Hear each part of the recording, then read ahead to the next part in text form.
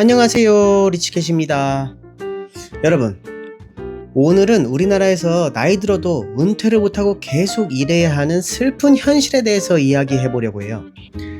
은퇴하면 편안한 노후라는 말은 많은 분들에게 꿈처럼 들리지만 실제로는 65세가 넘어도 10명 중 4명이 여전히 일터에 나가고 80세가 넘어서도 20%가 노동을 이어가는 나라가 바로 이 대한민국입니다. 왜 이렇게 됐을까요? 오늘 10분 정도 함께 깊이 파헤쳐 보시죠. 먼저 숫자로 현실을 직시해 봅시다.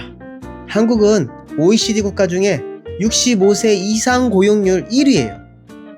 서구 선진국에서는 연금을 받으면 대부분 은퇴하는데 우리는 연금을 받아도 일을 계속해야 됩니다.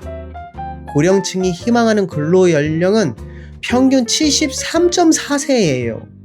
이유는 대부분 생활비 보탬 때문이고 일하는 즐거움은 36% 정도밖에 안 됩니다.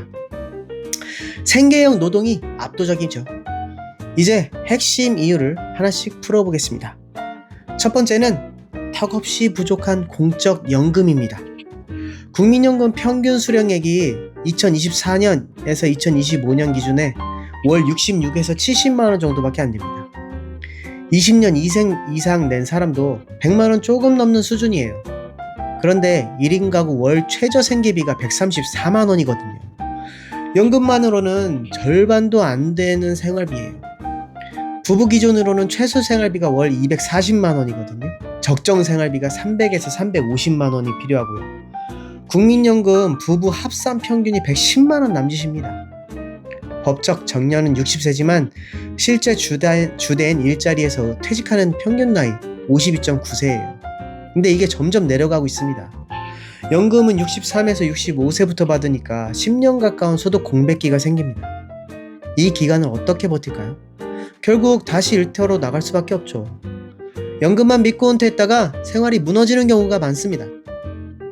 자, 두 번째, 조기 퇴직과 고용시장의 경직성입니다. 우리나라 기업 문화는 연공서열 중심입니다. 50대 중반이 되면 승진도 어렵고 젊은 인력에게 자리를 내주기 위해 조기 퇴직 압박이 강합니다. 건강은 20년 전 60대만큼 좋아졌는데도 55세에서 59세 은퇴 비율이 일본의 7배가 넘습니다. 퇴직 후의 재취업은 대부분 비정규직이고 저임금 일자리입니다. 일자리의 질이 낮아가지고 소득이 안정적이지가 않습니다. 그래서 65세 이상 근로자의 대부분이 불안정한 노동을 이어갑니다. 자, 세 번째, 물가 상승과 늘어나는 의료비입니다. 기대 수명은 83세를 넘었죠. 은퇴 후 30년을 살아야 되는데 물가는 계속 올라요. 특히 노후에 폭발적으로 증가하는 게 의료비입니다.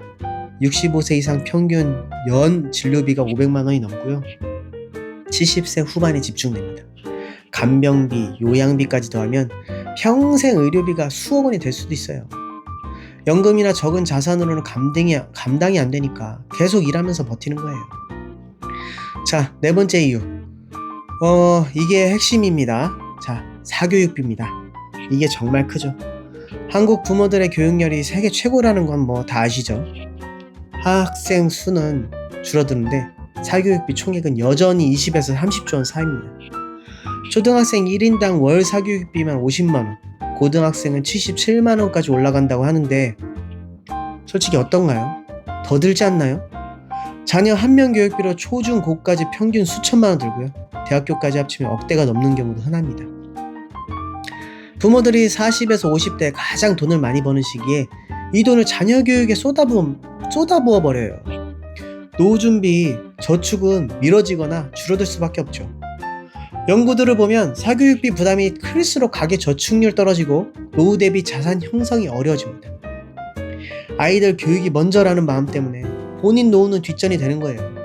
결과적으로 60대가 돼서 보니 연금은 적고 모아둔 돈은 부족하고 아이들 결혼에 내 집 마련까지 도와주다 보면 은퇴할 여력이 남지가 않죠. 사교육비가 노후 빈곤의 숨은 원인 중 하나입니다. 자녀가 많을수록 교육열이 강할수록 이 부담은 더 커지게 되죠. 자, 다섯 번째 이유, 전체적인 노후 준비 부족과 구조적인 문제입니다. 많은 분들이 연금 나오면 되겠지 하며 막연히 기대하지만 실제로는 퇴직연금 수익률도 낮고 이거 평균 2~3%밖에 안 돼요. 개인연금 가입률도 낮아요. 집 한 채 가진 분들 많지만 현금 흐름이 좋지가 않습니다. 초고령 사회로 들어서면서 노인 빈곤율이 OECD 1위 40% 가까이 됩니다. OECD 평균 3배 수준이죠. 이건 개인 탓만이 아닙니다. 빠른 고령화, 낮은 출산율, 연금 재정 압박, 그리고 사회 안전망의 미미가 복합적으로 작용한 결과예요. 정부도 노인 일자리 사업을 확대하지만 대부분 단기고 저임금이라 근본 해결이 안 됩니다. 자, 이제 현실을 마주해 봅시다. 많은 60, 70대 어르신들이 폐지 줍고 마트 계산하고 경비원 하시고 택배 하차 같은 일을 하세요.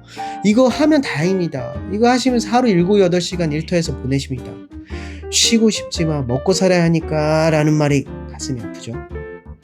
젊은 세대도 이걸 보면서 나도 이걸 이렇게 되는 거 아니야 하면서 불안해 하시고요. 저출산 고령화가 가속되면서 이 문제 더욱 심각해질 겁니다. 그렇다면 어떻게 해야 될까요? 개인적으로는 일찍부터 다층연금 준비하세요. 국민연금 외에 퇴직연금, 개인연금, 주택연금 등 병행하시고요.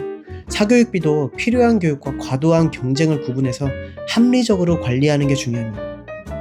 정부는 연금 보장성 높이고 양질의 고령자 일자리 만들고 교육비 부담을 줄이는 정책을 펼쳐야 되겠죠. 단계적 은퇴제도, 재교육도 이런 프로그램도 필요합니다. 오늘 이야기하면서 좀 마음이 무거워지는데요. 근데 이 현실을 직시해야지 변화가 시작돼요. 우리 부모님 세대가 이렇게 고생하지 않게, 그리고 우리 세대가 더 나은 노후를 맞이할 수 있게 작은 실천부터 해보는 건 어떨까요? 영상 끝까지 봐주셔서 감사합니다. 공감되시면 좋아요, 구독 부탁드리고 댓글로 여러분 생각도 공유해주세요. 나는 이렇게 준비하고 있어서 걱정 없어요. 난 이렇게 준비했더니 마음이 편해요. 같은 이야기요. 다음 영상에서 또 만나겠습니다. 안녕히 계세요. 시청해주셔서 감사합니다. 구독과 좋아요도 부탁드려요. 감사합니다.